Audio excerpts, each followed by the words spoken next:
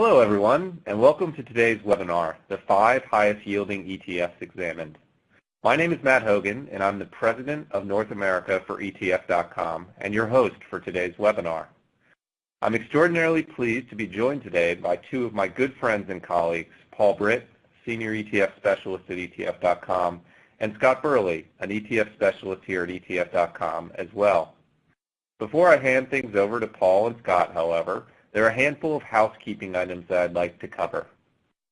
First, as a reminder, this is the 5th in our successful Generating Income webinar series.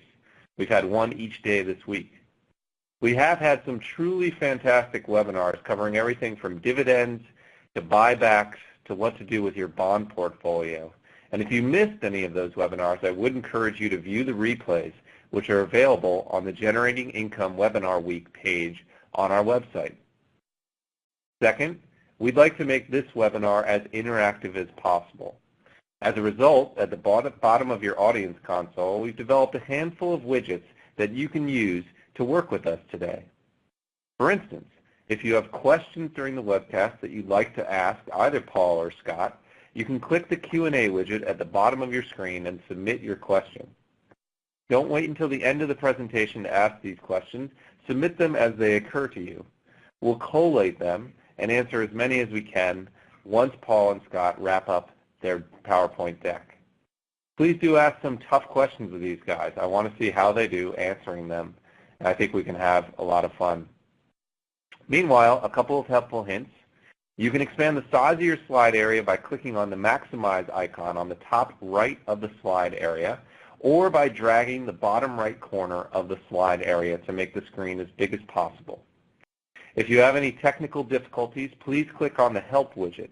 It has a question mark icon and covers some common technical issues and gives you quick answers and solutions.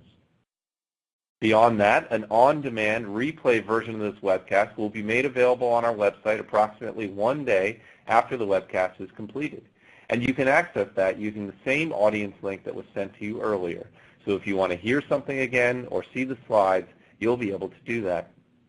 Also, if you registered for CE credits, information on how to qualify for those credits will be sent to you by email within 24 hours of the conclusion of today's webinar. Beyond that, all that's left is to sit back, relax, and listen to my two colleagues dig into the 5 highest yielding ETFs on the market. Paul? Thanks, Matt. I appreciate that.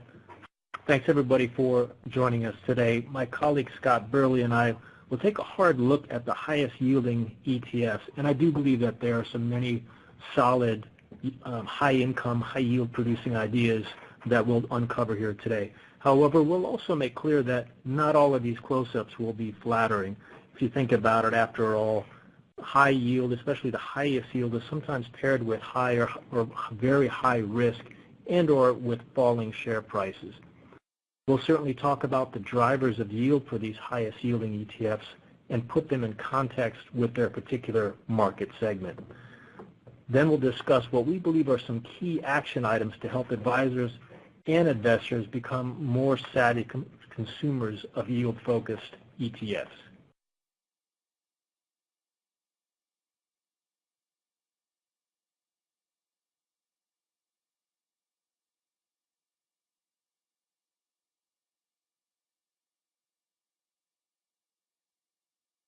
I've got 2 quick slides here, which I'll seek to advance. Apologize for that pause here. Seem to be unable to advance to the next slide here. Okay, we'll get one of my colleagues to help. So I'll proceed here.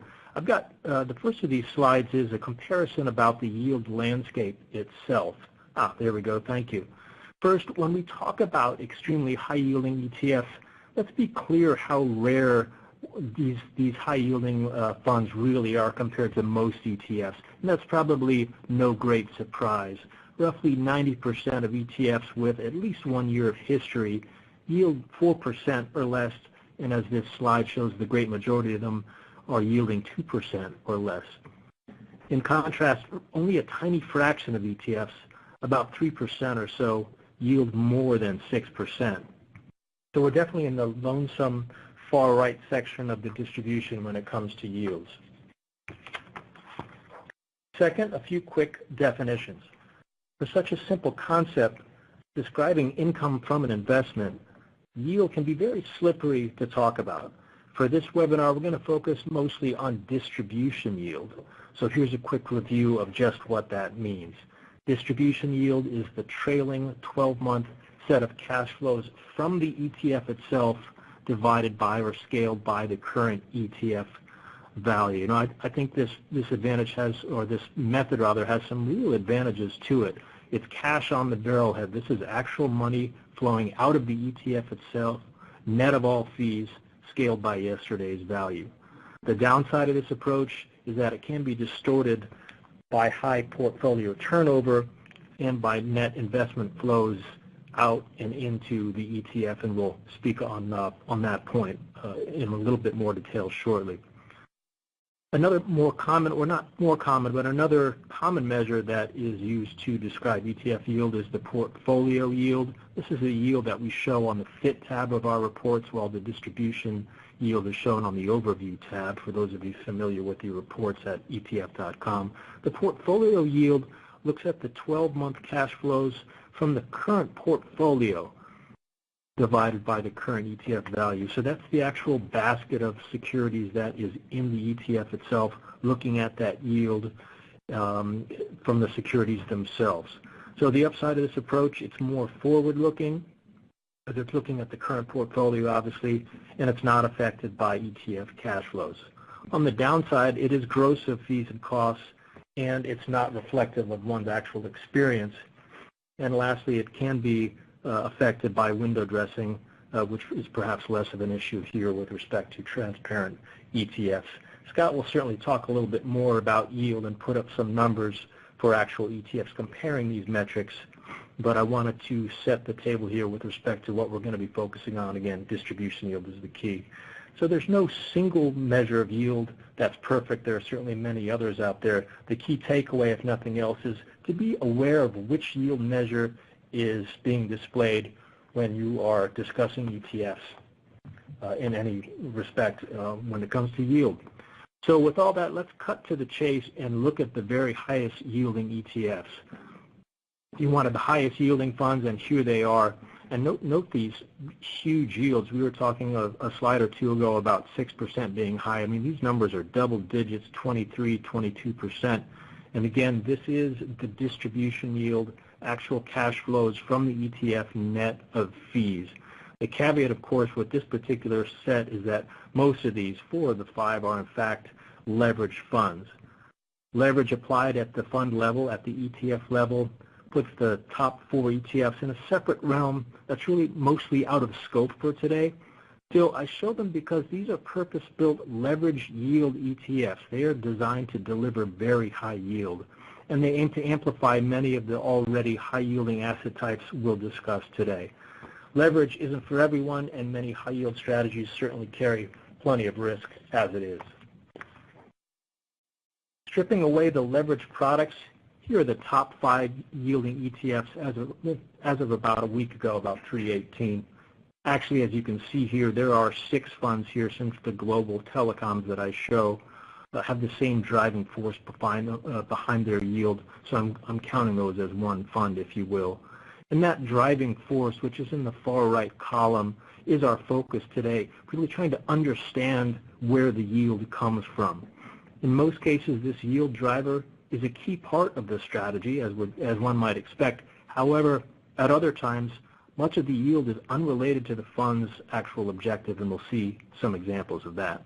We'll go right down this list, and we'll hit some other very high-yield ETFs and segments that aren't on this list as well. Let's start at the very top of the list with REM.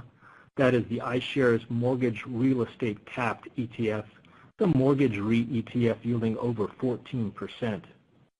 Mortgage REITs buy residential and mortgage and commercial mortgages. This sets them apart from traditional REITs, which buy actual properties such as offices or strip malls, storage facilities, etc., and then collect the rent from tenants. Taking a step back, REIT, R-E-I-T, is of course a real estate investment trust, and this structure means that REITs distribute most of their income. They have to. The REITs themselves avoid paying tax on the distributions, unlike traditional corporations which pay dividends after taxes. In short, the REIT structure is inherently attractive for income investors. What really sets mortgage REITs apart, however, is their use of leverage. Let's be clear, REM is not a leveraged fund in the way those funds are on that very first list of ETFs that we saw, but mortgage REITs themselves do use leverage. And the REM prospectus is really quite clear about this in their underlying language, as is some of the language from the 10K filing of REM's largest holdings, that is the Annaly Capital Management Group. Annaly is about 17% of REM. This underlying leverage here is no revelation to people who are familiar with the space, but in the wide world of high-yield ETFs, it's easy to parachute into a market segment, if you will, without grasping its workings, and leverage is a big part of the deal here. I've got a graphic here that helps make that point, I hope. The leverage from the mortgage REITs does show up in yield if you think about it. A mortgage REIT buys mortgages and clips those coupons, which is really their only source of income. From this mortgage coupon, they've got to deduct all of their expenses, the borrowing costs, any interest rate hedging costs, and certainly their management costs. As a frame of reference for this argument, let's assume that the mortgages are nice, safe, residential mortgages backed by Fannie and Freddie. Unleveraged, such a portfolio might look like the holdings of MBB, which is an ETF holding agency mortgage-backed securities. MBB yields less than 2% as distribution yield, while REM itself yields roughly 7 times this amount. Now, this isn't quite an apples-to-apples comparison, but the point is twofold. One, few people in America pay 14% interest on their mortgage, and two, actual mortgage yields are less than you think about from a fund perspective. So it takes a lot of huffing and puffing to pump up mortgage yields to double digits, and by huffing and puffing I mean leverage here. And as a reality check, I did go to the Annaly Capital Management, which again, that's that largest holding in REM, and check their leverage ratio over the last 3 years, and it's been about 5 or 6x. So leverage isn't evil, it isn't bad, but it does mean more risk, and one should certainly be aware of the leverage that's inherent with these types of structures at this underlying level, at the REIT level itself, the mortgage REIT level. Sometimes this extra risk pays off, and sometimes it doesn't. Here are 1- and 3-year total returns. Total return is, of course, the price appreciation of the ETF shares plus the dividends from the ETF itself. For REM on the left in the light blue, and with a so-called plain vanilla REIT, VNQ from Vanguard. Some of you might be familiar with that. And if you look, certainly REM has earned positive returns, but it hasn't kept pace with VNQ, which avoids leverage and has lower yield. And that is true for both 1- and 3-year periods. Aside from leverage, mortgage REITs like REM and traditional REITs like VNQ share 2 risks. The first is substantial interest rate risk. Both of these funds suffered in 2013 in the midsummer taper tantrum. And while mortgage REITs hedge some of that interest rate risk, as we mentioned earlier, rising rates may yet hurt returns for these REITs. Second, income from REITs, or from REIT ETFs for that matter, is taxed as ordinary income, not at the preferential qualified dividend rate that you might enjoy from an ETF of high dividend paying stocks. In all, mortgage REITs can certainly put some octane in your yields. Just be sure you like the whole package of what they bring to the table. Let's move down the list now to the next ETF, which is YMLP, the Yorkville High Income MLP ETF.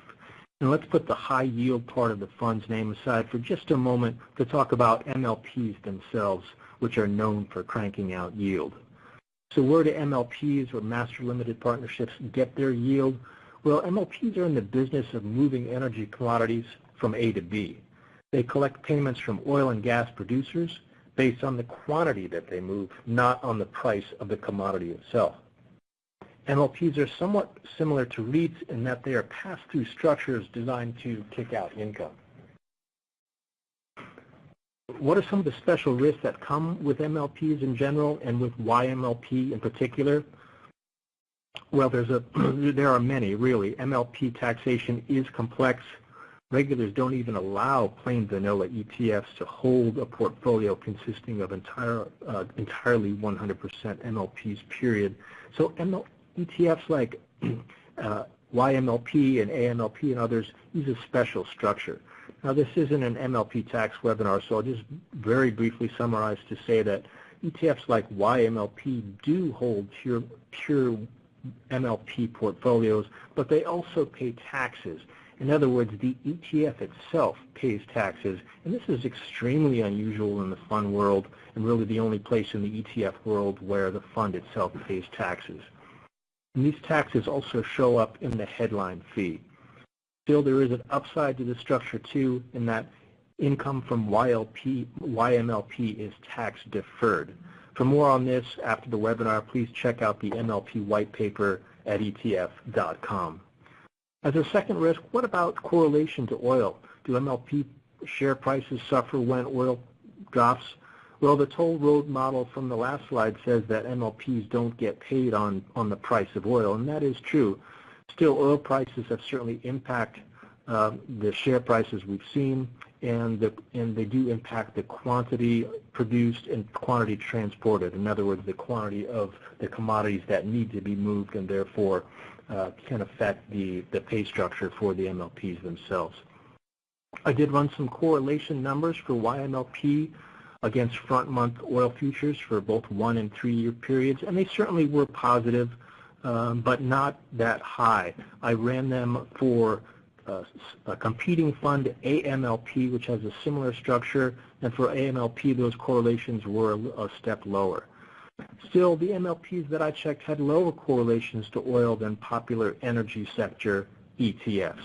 So the takeaway with respect to sensitivity to oil prices is somewhat middling. MLP ETFs were certainly undoubtedly affected by oil's dramatic decline, but as a group, they did not all sink like a stone. There's a huge dispersion with respect to the impact of oil's drop on their performance. MLPs do come in all shapes and sizes, which brings us back to YMLP itself. As it does search for the highest yielding MLP, and as it does so, it hunts overwhelmingly in the small cap space that competitor AMLP all but ignores. So did this approach work? In general, MLPs with a heavy emphasis on yield performed poorly over the past year. And to illustrate that point, here's a total return profile for YMLP versus competitor AMLP. YMLP on the left in the light blue. Some combination of YMLP's yield focus, its small cap bias, and somewhat higher oil price correlation led to returns that suffered greatly over the past year, while AMLP managed to break even. The 3-year look back isn't very flattering either for YMLP, and these are total return numbers which include the cash flows. And speaking of cash flows, here's a look at the actual cash flows from the YMLP itself since inception. Despite a massive drop in price, the ETF share price itself, YMLP's payouts held steady over the past 12 months, albeit at a somewhat lower level than the previous periods. So if somebody buys YMLP today, what is the bet that they're making? Is it high yield? Well, yes, and they'll certainly get high yield in spades if ETF cash flows and the ETF share price hold steady for YMLP. But if we picture the ETF and its cash flows as a proxy for all of the underlying MLPs that it holds, then one interpretation of the falling share price is that the market does not expect these steady cash flows to continue if you think about it from a discounted cash flow point of view. So if you follow along these lines, somebody buying YMLP today might be thinking along the lines of a deep value play. That is, the underlying riskier, smaller MLPs that have been beaten down in price, maybe they'll come roaring back and YMLP will win big in price appreciation. In all, MLP ETFs offer unique yield opportunities and challenges. Funds like YMLP target a very narrow part of this very narrow space, an approach that hasn't worked very well lately from a total return point of view. Let's switch gears now to talk about a completely different high-yield case. These are the two global telecom funds that I had lumped together and treated as one fund on that first list. The tickers here are IST and IXP, and they're third and fourth on that rank of highest-yielding funds. Telecoms are certainly known as yield producers, no great surprise there. Consumers all over the world pay hefty regular cash flows to their providers, I'm certainly one of them, for voice and data plans for all their devices. But that's not why these two ETFs found their way onto the ETF high yield stratosphere. Instead, the two ETFs got here from a very unusual corporate action, a massive cash windfall when UK telecom giant Vodafone paid out $84 billion with a B to shareholders after selling its stake in Verizon, which was some 45%. Vodafone is the largest holding in IST, and Vodafone's huge distribution faithfully flows through to the ETF's distribution as of 4 quarters ago. This is IST that we're displaying here. And while this is real money and made for huge yield, without a doubt, such occurrences are rare. The point is to watch out for one-time events like this, which will distort yield measurements. And in fact, I took this snapshot about a week ago, and already there's been another distribution. So this data point will start to roll off and start to no longer distort the one-year lookbacks. But again, the main idea here is to watch out for these types of events, and it's often relatively easy to spot when you see it in a look at actual cash flows, as this chart displays. Another ETF that got its highest yielding, got on the highest yielding list gets here for very different reasons, and that's the Global X Brazil Financials ETF, BRAF, which covers Brazilian financials. Beaten down Brazil banks yield about 4 or 5% these days, but BRAF yielded roughly twice that. It didn't do so by leverage or by a one-time payout, but instead due to the impact of investment dollars flowing in and out of the ETF. Here's a chart showing the assets under management for BRAF expressed in thousands of shares. Note that for most of 2014, the fund has 250,000 shares out, and this capital is deployed in Brazilian bank stocks earning dividends.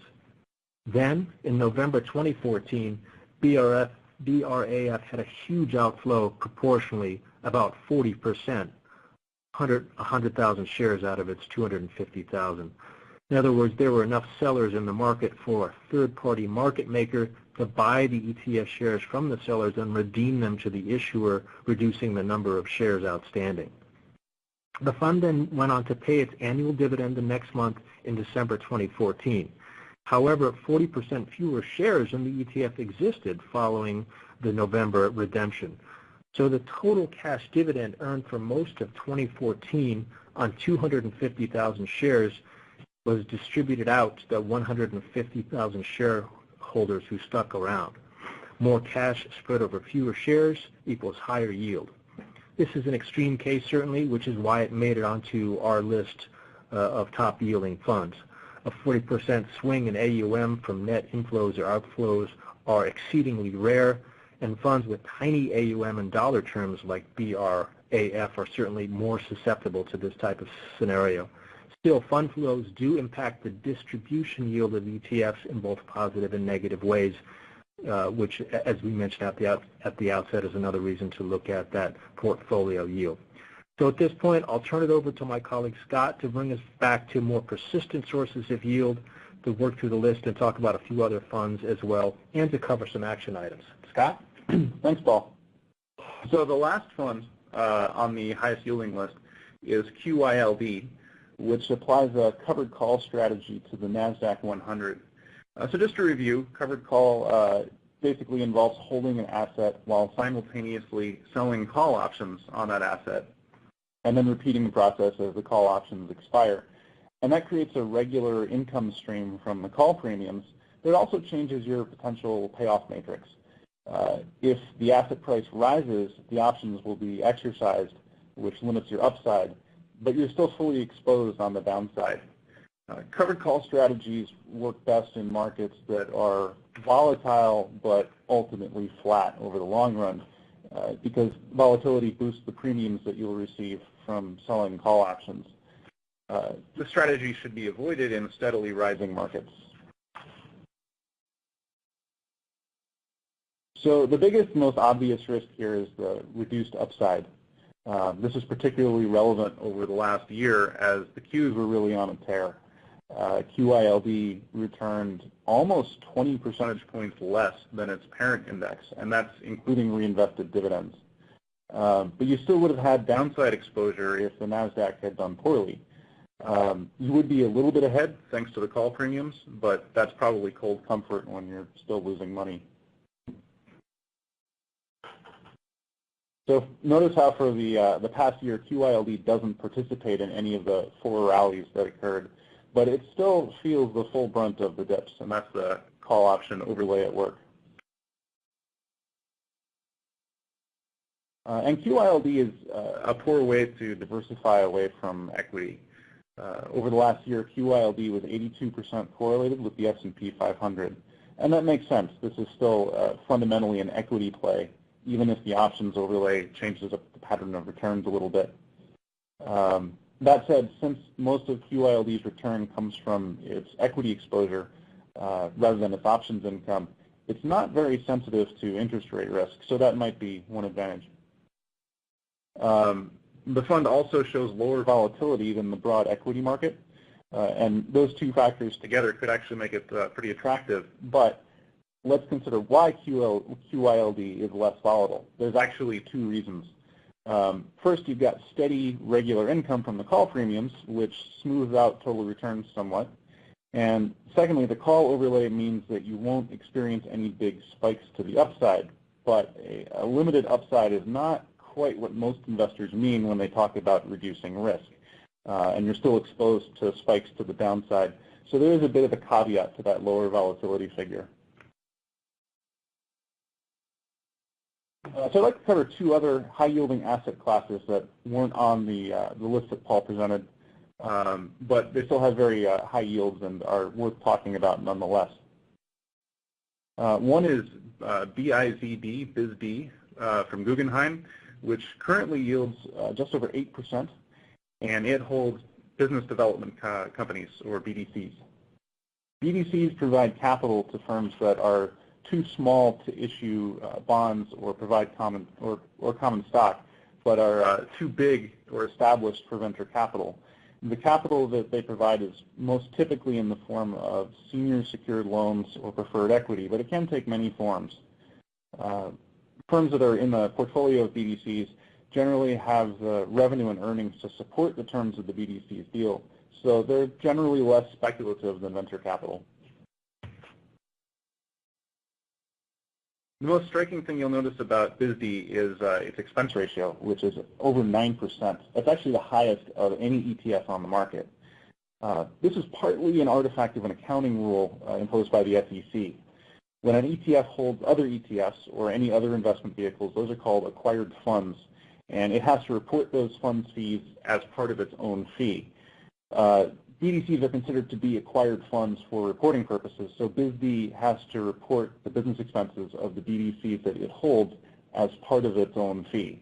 Now, if you dig into it, BIZD itself only charges 40 basis points, or 0.4%. Now, that's a bit more reasonable, although that 9% figure should be a reminder that there are some pretty steep overhead costs involved in getting access to these middle market investments. BDCs aren't strongly correlated with equity. In this case, BIZD is about 65% correlated with SPY. The portfolio holdings of these companies are small micro-cap stocks you can't really get exposure to elsewhere. But they aren't necessarily a great diversifier either. While the BDCs are generally making loans to these portfolio companies rather than taking an equity stake, the performance of those loans tends to be strongly tied to the general state of the domestic U.S. economy. And you're ultimately making an equity investment in these development companies. So you need to make sure you understand where that correlation fits with the rest of your portfolio. A few other things to consider. The firms that BDCs invest in tend to be small and micro caps, just really obscure and illiquid and prone to all the risks and uncertainty that come with that territory, not least of which is that these small companies can be pretty hard to evaluate. It's hard to verify whether the BDCs are taking appropriate credit risks or properly valuing their investments. Credit rating and evaluation are typically done in-house, so you have to kind of trust the managers to a large extent. Some BDCs function like private equity firms that provide both capital and management advisory services to troubled firms that probably wouldn't otherwise survive. These firms can be particularly susceptible to tightening credit markets and market downturns in general. In addition, BDCs themselves often heavily rely on leverage, similar to REITs, in fact, so they themselves can be susceptible to the same risks as their portfolio firms. So you need to be aware of that internal leverage.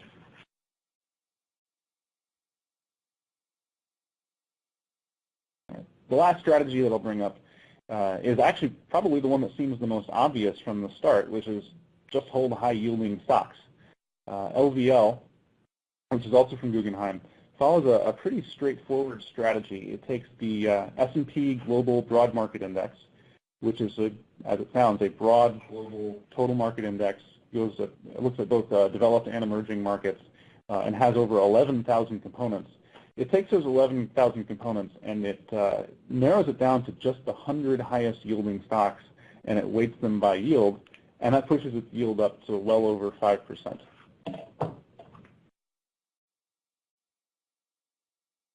That also creates a number of significant risk exposures. The highest yielding stocks tend to be those that have had their prices beaten down recently, pushing up their yields. Those companies tend to be riskier overall. In particular, LVL got hurt recently by its exposure to several factors. Small caps and the energy sector haven't done too well over the last year. The fund is underweight the U.S., so it doesn't have a whole lot of exposure to the U.S. dollar, which has been really strong. And if you dig into it, LVL's top holdings include a lot of Canadian oil sands plays, which are exposed to all three of those factors.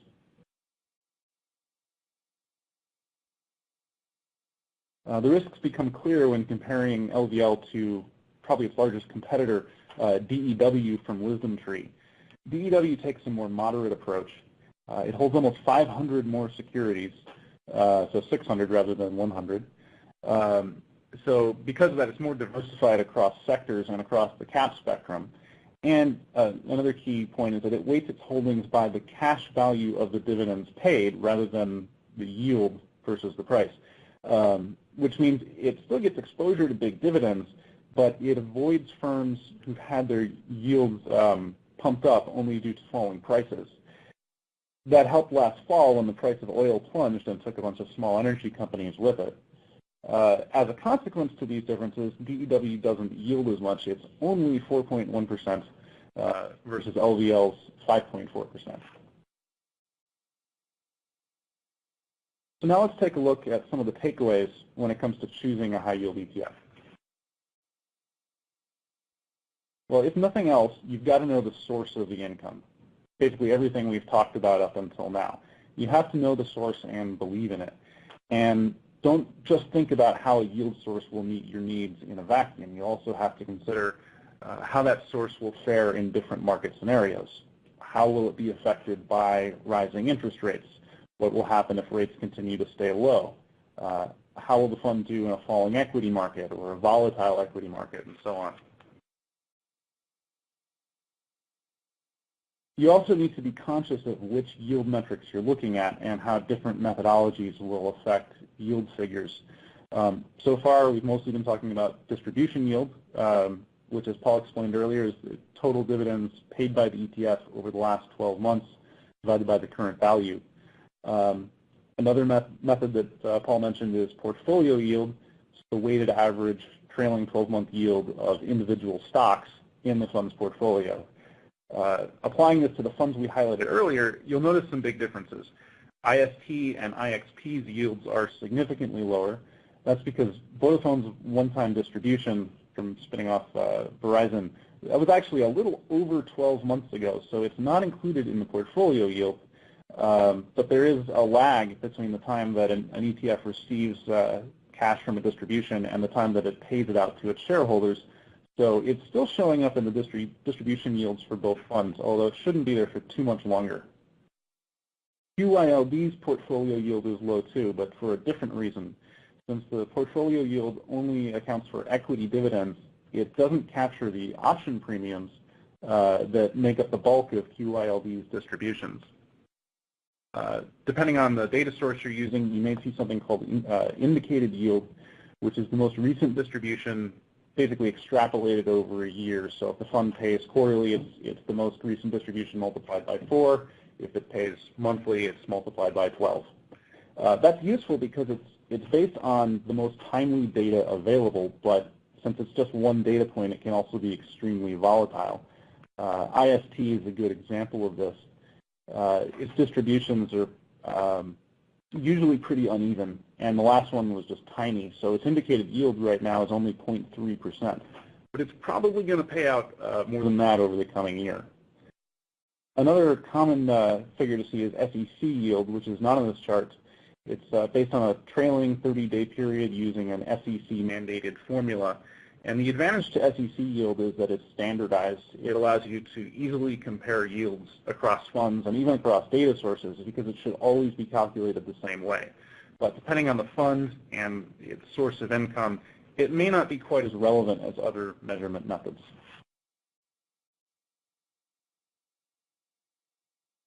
So when you're comparing yields between both firms and funds, remember that the market prices in expectations about future dividends. And Paul touched on this a bit earlier, but a high dividend yield today may just indicate that the market expects lower cash flow tomorrow. This is a chart of dividends paid by YMLP. It's actually the same data that Paul presented earlier, but here I'm comparing it to its largest competitor, AMLP. So yes, YMLP yields 13.3% at today's prices, but as you can see, its dividends have been flat or even falling. AMLP has seen slowly, steadily growing dividend payments for 3 years now. So while it only yields 6.9% today, it may end up producing bigger payouts over the long haul if current trends continue into the future. So it's important to view yields in the context of growth. Taking this one step further, it's a good idea to keep an eye out on total return, even if all you really care about is current income, because over the long run, total return must equal or exceed yield. If a fund's yield exceeds its total return, it's eventually going to exhaust its capital or be forced to cut its dividend, or most likely some combination of those two. The example given here shows what would happen to a $100 investment in a fund that has a consistent 10% yield and only a 5% total return, assuming you're taking dividends out as income and not reinvesting them. And as you can see, both invested capital and dividends shrink over time, even though returns are positive and consistent at that level of 10% yield, 5% total return. The actual cash you're receiving shrinks. And lastly, before pulling the trigger on any fund, just do a reality check. You may love the fund's strategy, but you have to ask, does this hold up as a workable ETF? Can the fund be traded fairly? Does it have any money in it? Smaller funds that have been languishing for a while without much investor interest tend to have wide trading spreads that'll eat into your returns. Sometimes those smaller funds will get shut down, which could leave you scrambling to find a replacement. Are the fees reasonable? Do you understand how the fees are calculated? MLPs and BDC fees can be quite high. On taxes, do you understand how cash flows are taxed? MLP funds can be particularly sticky when it comes to taxes. Do you want deferred taxes on income? Do you want to maximize total return? For MLPs, if you want that tax-deferred income, you consider a C Corp structured fund. If not, maybe an ETN. If you do go with an ETN, are you comfortable taking on secured credit risk from the issuing bank? That risk is low for all ETN issuers currently, but that hasn't always been the case. There's way many more issues than we're able to go into here, but the point of this is to know the structural risks of the fund you're buying into. And that's our deck. So at this point, I'll turn it back over to Matt and see if we have any questions. Thanks very much, guys. I think that was a great presentation. I'd remind the audience, if you do have a question, please use the Q&A toggle at the bottom of your screen, and we'll answer as many as we can. I'm going to kick off with two big picture questions, then we have some that narrow down a bit into the weeds. This was a great presentation, also depressing. Is the message here not that you should look at the highest yielding ETFs and run away? All of the total return statistics you showed were sort of soul crushing. So are there scenarios where these ETFs are a good decision for investors, or is that high yield a signal to panic? I'll take a crack at that first. To me, I think the list was helpful as a way to identify particular strategies, particular market segments as an area to hunt in. So if you're not familiar with particular spaces or what have you, the fact that these highest yielding ETFs happen to fall across all of these different areas of the market, whether it's BDCs or mortgage REITs or whatever, the idea is, okay, I can now understand that there's a particular segment of the market that I should look in. But back to your initial point, yes, maybe that highest yielding variance within that segment is not the actual play that I want to choose. So that is my own bias, and maybe that came through in the deck itself. I think it is important to look hard at that highest yielding and understand what those drivers are.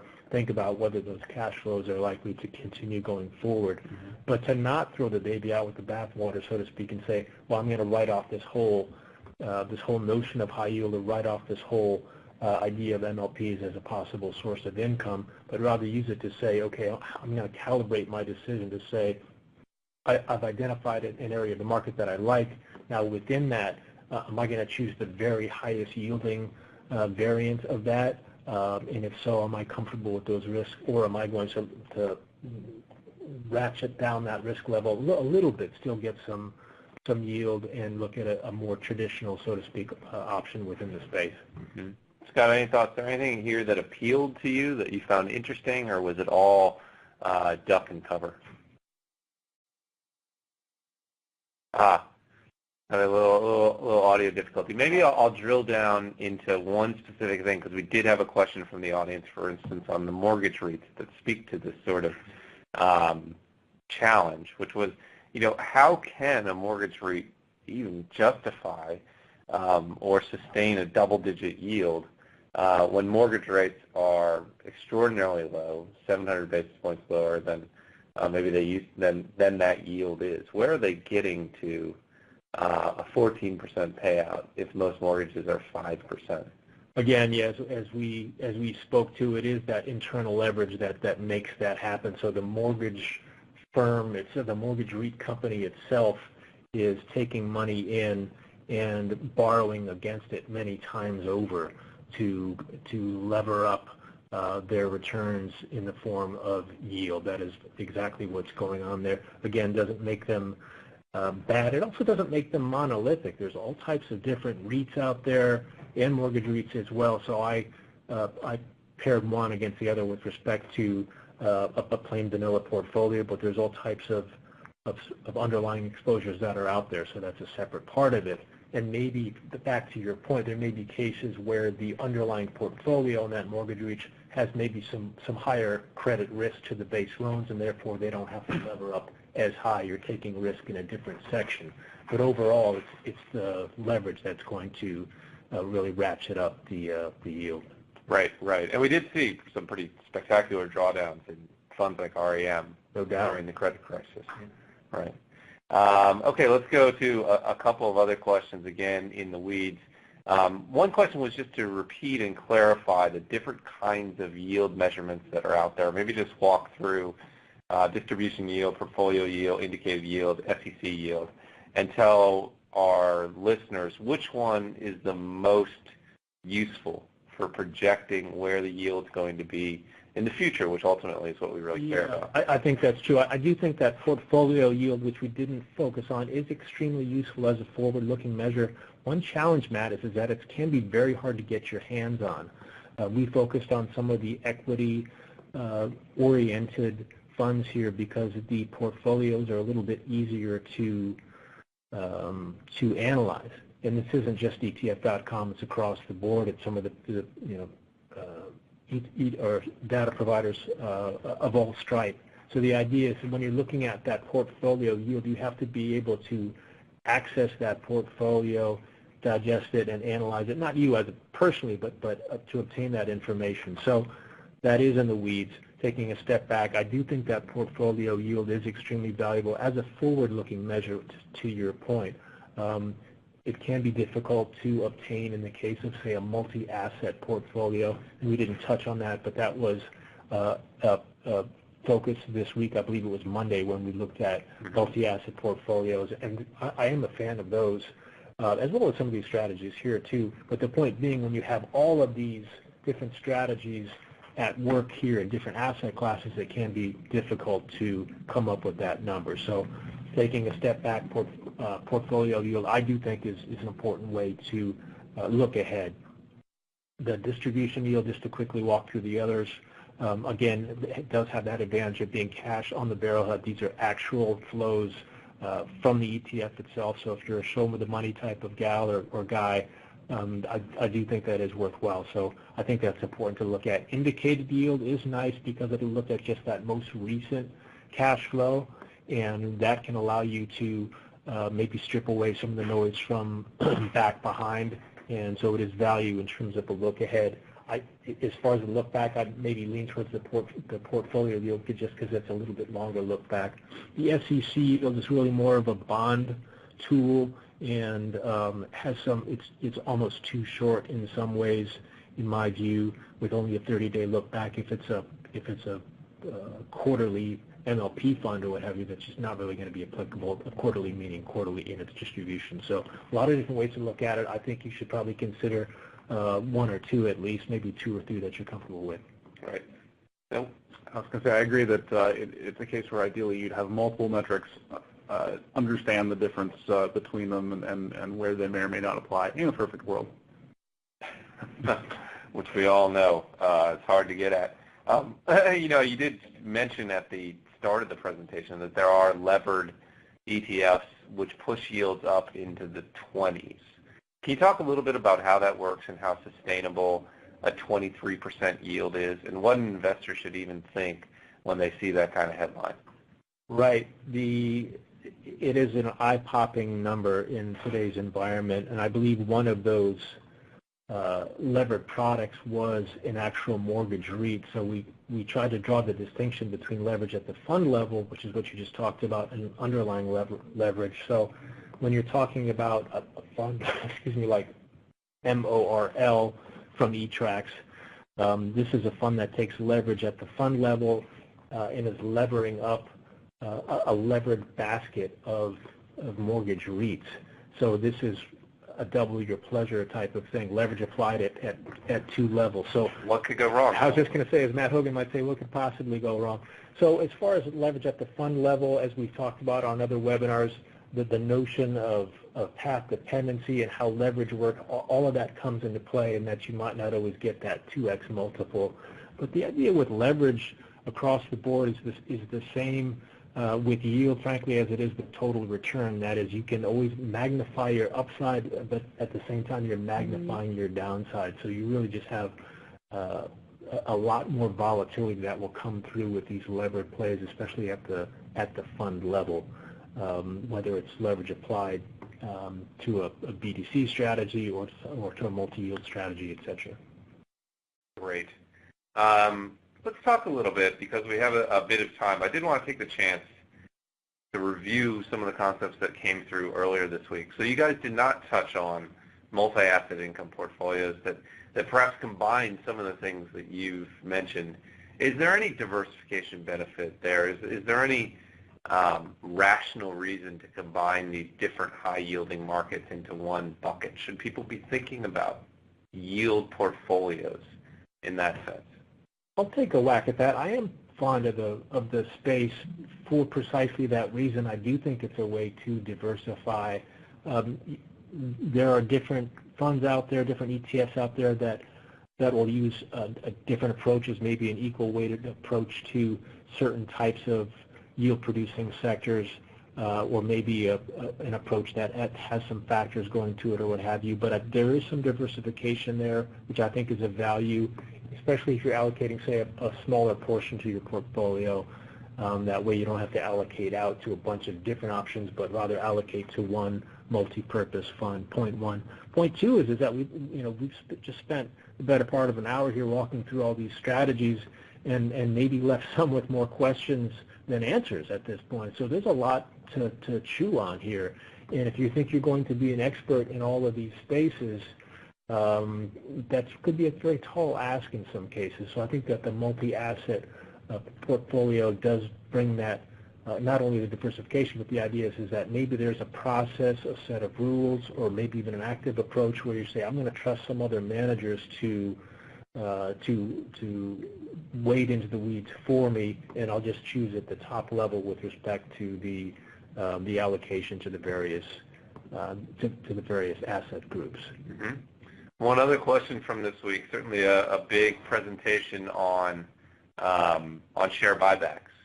So I guess my question to either of you is, are we missing something in our yield calculations in today's world where share buybacks have become such a big piece of the puzzle? Is that an appropriate way to look at a more holistic yield? It's certainly a huge part of today's world, without doubt. The shareholder buyback notion is certainly consistent with money flowing from the corporations and generators of cash back to shareholders. It's not yield in the traditional sense in terms of cash coming to you right off the bat, but the idea is that earnings power is going to increase as the number of outstanding shareholders decreases. So in other words, the earnings power of the firm itself, its ability to pay that pool of dividends out, remains hopefully strong and maybe even growing. But as the number of shareholders diminishes, the payouts, it should help drive that yield growth that we talked about earlier. And in some ways, it's kind of a correlation or cousin to that sort of fund flows graph that I put up earlier. In other words, a shrinking pool of shareholders with a steady or expanding cash base from the dividends can yield to higher actual money flowing into your pocket if you're present in these types of funds. Right. Remind the audience one more time, if you have a question for these guys, please feel free to submit it using the Q&A toggle on your screen. I guess I'd just ask one closing question of each of you, which is, if I came to you, Paul and Scott, and said, I need a high-yielding ETF to put 4 or 5 or plus percent yield into my pocket each year, are there solutions out there that would be a good choice for me, or am I just taking on too much risk? Are there ETFs out there, and how would I find them that generate reasonable total returns with a high-yielding component? I'll go first. I like the covered call strategies. I think that they have been pretty consistent yield producers. PBP is certainly one that comes to mind. The folks at Horizons have a suite of funds that are out there as well. There are covered call strategies that can be applied to equities most commonly, but there are a few that are applied to other asset classes as well. And even within the equity space, we looked at Q yield, which focuses on the NASDAQ, and others focus on the S&P 500. But to come back up here, I guess the reason that I like it is that it's a lower volatility approach, and it's almost by accident rather than by design. In other words, it's a higher yielding play, but it doesn't exhibit a lot of volatility from the day-to-day type of returns. So that's why I like it. It does seem to produce consistent cash flows as a whole. And for me, I understand and feel comfortable with the idea of where it's generating its income. So that's why I like the covered calls. And I'll just dovetail in another one too. I am kind of fond of the business development story too. the notion of American companies that are mid in size and not able to access the capital markets that some of the bigger guys do, but still able to use these business development companies to grow. And so I think that's kind of a feel-good story for me. Scott? I'd just say that for me, maybe it's just me personally being reluctant to make a recommendation, but I don't believe there are really any options for yield that don't at least change your total return exposure. And I would just caution, be cognizant of how your yield exposure is going to be responsive to changes in interest rates. Absolutely. Yeah, that is certainly a big point here, and maybe not stressed enough, Matt, the interest rate point. All of these things are all of these products here are sensitive to interest rates, and that is a huge factor here. It's really only a question of degree. We talked about some of the sensitivity of those REIT plays during the 2013 midsummer. But even, whether it's a portfolio of utility sector stocks, sector ETFs in the utilities, anything that's going to produce a consistent cash flow can be affected negatively by interest rates, and therefore it's only a question of by how much. To me, one of the reasons that I like the covered calls is maybe those are a little less sensitive to interest rates going forward than some of these other plays like mortgage REITs. But that is a concern, as Scott said. Absolutely.